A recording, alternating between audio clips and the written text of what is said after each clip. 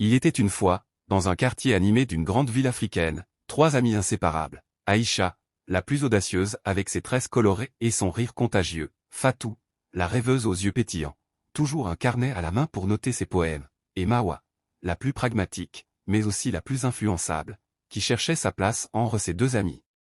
Leurs parents, respectueux des traditions et soucieux de leur avenir, espéraient qu'elles se concentreraient sur leurs études, qu'elles apprendraient un métier stable, loin des tentations de la vie nocturne et des influences parfois douteuses de la rue.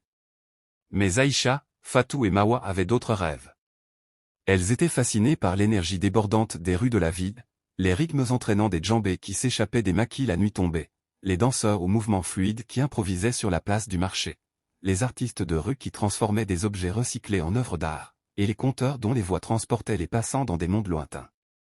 Pour elles, c'était là que se trouvait la vraie vie, l'âme de leur culture, une scène vibrante où tout était possible. Chaque soir, après avoir fin d'étudier, elles se retrouvaient discrètement pour s'aventurer dans les ruelles éclairées par les lampadaires, leur cœur battant au rythme de la ville. Elles écoutaient les conversations animées, admiraient les étals colorés des marchands de street food, et se laissaient emporter par la musique. Les avertissements de leurs parents, la rue est dangereuse, vous risquez de faire de mauvaises rencontres, ces chemins ne mènent à rien de bon, semblaient lointains et dénués de sens face à l'appel irrésistible de cette liberté.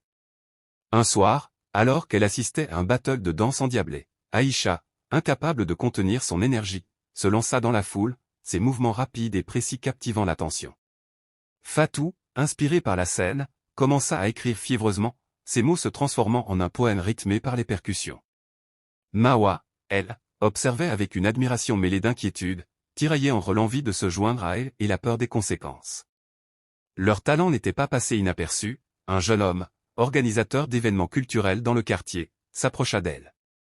Impressionné par leur passion, il leur proposa de se joindre à un groupe d'artistes locaux qui prépare un grand spectacle de rue. C'était le rêve devenu réalité. Aïcha passa ses journées à répéter des chorégraphies complexes, Fatou peaufinait ses textes et Mawa, poussé par ses amis, commença à s'occuper de la logistique et de la promotion du groupe, découvrant un talent insoupçonné pour l'organisation. Le jour du spectacle arriva. La place était bondée. Leurs parents, ayant appris par des voisins l'implication de leur fille dans cet événement, étaient venus, le cœur serré par l'inquiétude mais aussi par une curiosité difficile à céder.